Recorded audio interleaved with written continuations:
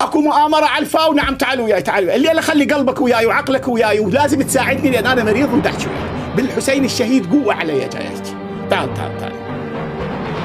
شنو اخويا اللي صار؟ اللي صار انقلاب عادل عبد المهدي. الرجال طلعتوا لكم الفيلم ماله انا، اول ما طلع راح وكلها جاي تصيح الان يابا خلونا نلتحق بالاتفاقيه الصينيه. الاتفاقيه الصينيه راح بها عادل عبد المهدي. وين راح؟ عادل عبد المهدي وين راح؟ راح للصين. ايش سوى عادل عبد المهدي؟ تعال راويك ايش سوى، انا طلعت لك اياه بالحلقه اللي راحت. باوعوا له اخويا، باوعوا وياي سريعا ان شاء الله. وين هذا الرجل؟ بالصين.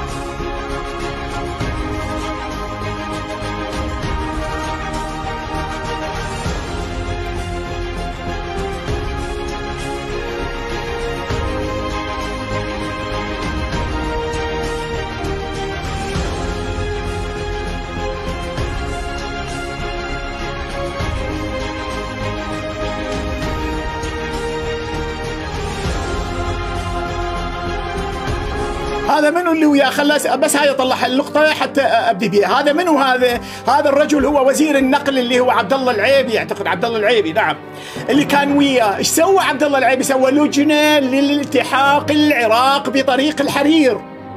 قول غيرها، طلعت لكم اياها، طلعت لكم اياها. الرجال ملتقي بالسفير الصيني وجاي يتكلم معاه على التحاق العراق، تذليل العقبات وتسهيل المهمة التحاق العراق بطريق الحرير. كان وياه السفير الصيني داخل بغداد. منو هذا؟ السيد الوزير اللي وزير النقل. وطلعت لكم برومو فيديو جاي يتكلم به الوزير، سنلتحق بطريق الحرير.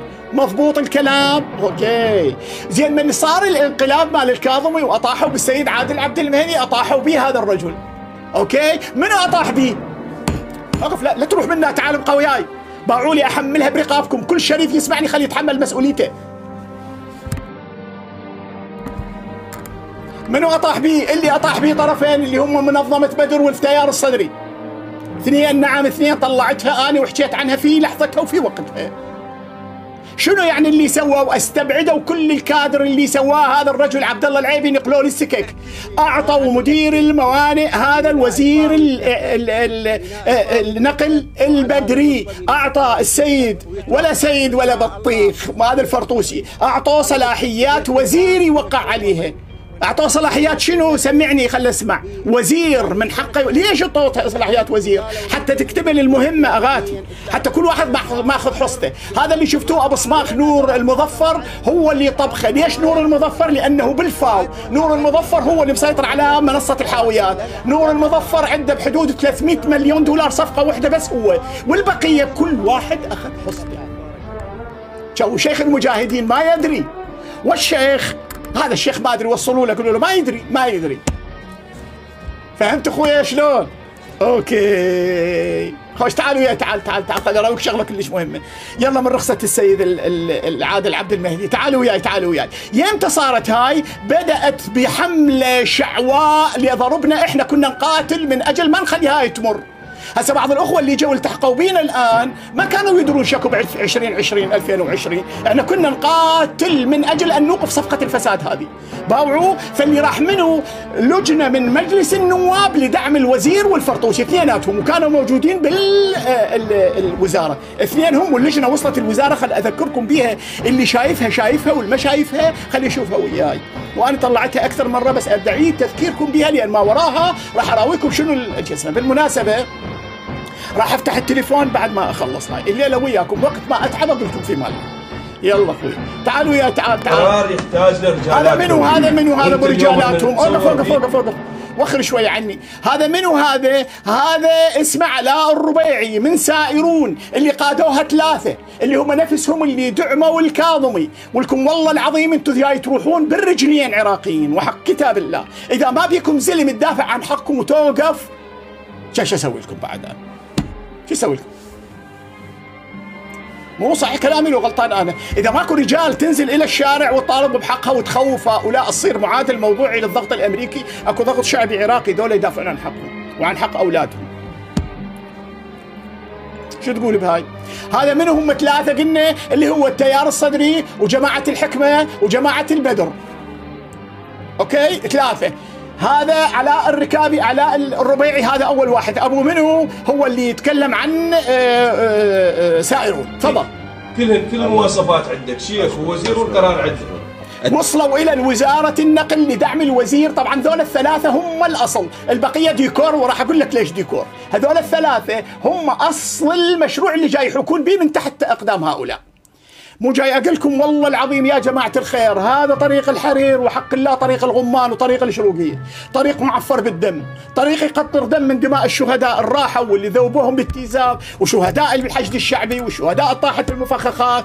هذول هم يا بن مرة ويا رجال اللي يوقفوا بوجهين، والحسين قاطرة ضخمة الدوسة، والحسين الشهيد. اسمع الثاني، اسمع الثاني. تسويق الإعلامي المغرض. اسمع. والغير واقعي. من هو هذا؟ هذا النائب وليد السهلاني رئيس لجنة الخدمات النيابية، جاي يتكلم على كريم بدر، جاي يضربه يقول له أنت التسويق الإعلامي المغرض، أنا مغرض، ويجيبها بأدلة غير حقيقية. جاي يدعم وزير النقل بدر اللي كانت هذا هو نائب وليد السهلاني من قياديي بدر.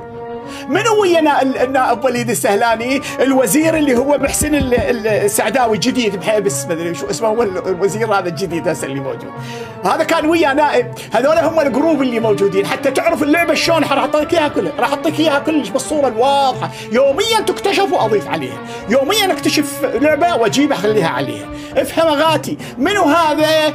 هذا النائب وليد السهلاني من ابطال ومجاهدي منظمه بدر الجهاديه اللي جاهدوا، وهذا الشخص المجاهد الغيور على شعبه ووطنه جاي يعقدون صفقه داخل وزاره النقل لبيع ميناء الفاو. وياي انت خوش الى وياي. تعال اسمع غادي. يعني تسويق على مثل يطلع مع احد الاخوه. خلي وزير والقرار عندك. التسويق الاعلامي المغرض والغير واقعي. يعني تسويق على مثل يطلع مع احد الاخوه مثلا يتكلم بكلام هو لا مستند الى دليل علمي، لا مستند الى دليل علمي، ولا مستند الى قراءات رقميه دقيقه، لكن اصرار السيد معالي وزير النقل على هذا الموضوع يدل على الوطنيه العامه. شوف وحق الله تنفضحون وتطيحون، وحق كتاب الله، وحق كتاب الله. شوف الوديع الشجاع اللي صاحب المواقف. وين تروحون من الله؟ ولكم وين تروحون انتم؟ وكلكم تقولون متدينين وعندكم راب وعندكم مذهب وتصيحون علي بن ابي طالب، وعلي وياك علي، علي وياك علي، والله بريء منكم علي بن ابي طالب الى يوم الدين، بريء. ويدل على الحرص الكبير على انه يريد ان ينجز هذا المشروع بشكل واقعي. معالي الوزير الاخوه كادر الوزاره المتقدم المحترم، هذا النائب يوسف الكلابي هذا جاي متلطخ بدم المشاكل، لان انا تابعتهم واحد واحد. هذا جاي بعدين وراها بشهر قاعد يبكي، اني والله ما ادري، هم اللي كلولي وقشمروني وجابوني للكذا، والفيديو عندي مالته بس ما يسوى طلعه. هذا واحد منهم، هذا المتلطخ بدم المشاتيل، ما كل اللي اجى ما اعرف شلون يلتمس. هذه والله العظيم وصمه عار بتاريخكم، اقسم بكتاب الله. يلا تعال. انا عن نفسي، تعال عن نفسك. ومن يثق بيوسف الكلابي من اخوانه واخواته اعضاء مجلس النواب، جايين هنا حتى ندعم ميناء الفاو وان ينجز بطريقه صحيحه. معالي الوزير اذا عزمت فتوكل على الله، توكل على الله سبحانه وتعالى. توكل على ما ذكر السيدة عالية نصيف كانت معاهم، بس هي الآن طلعت وتبكت وقالت أنا ورطوني وكذبوا عليها نفس الطريقة، وجابوها على أساس إنه هذا مستقبل العراق، وهي متبنية الآن محاكمة وزير النقل وشهادته وما أعرف شنو، بس هو بعد ما يفيد، هذا موقف تسجل، بعد شو تسوي؟ ما تقدرين. بس أنا أقدر أراويكم اللي الثلاثة اللي قعدوا، ثلاثة هم. استاذ يوسف في موضوع وضع خدماتنا القانونيه تحت امر الوزاره. هذا كبه هذا ابو الحكمه اللي هو النائب جاسم البخاتي، ثلاثه هم. هذا بعدين بوشوا له، هذا بعدين الظهر استاثروا بها جماعه بدر وجماعه التيار الصدري بالغنيمه، وطلع منها بوش. بس هو عنده النفط، هم قالوا له انت اخويا وزاره النفط ايش بيها؟ بعد انت كاتل نفسك على الفاو، ترك الفاو للناس المجاهدين، خو ممكن تاكلوها انتم، كان مجاهدين العراق خو ما معقول هيك، اتركوا للمجاهدين الاخرين.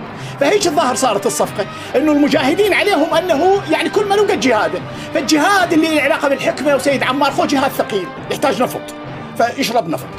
جهاد الجماعه التيار الصدري وجهاد العامري لا خو الفاو كافي عليهم، فخلي يجاهدون بالفاو، وبدا الجهاد الاكبر بالعراق الان. الله اكبر. يلا اخوتي، يلا عليهم، تعالوا خلينا نجاهد. تعالوا اسمع هذا الميناء هو بوابه. هذا يحكي علي هم نفس الشيء هذا ضاع. ويشرح له بأن يشرح لهم هذا ما يشرح لهم. العراقي ويشرح له بأن هذا الميناء هو بوابه.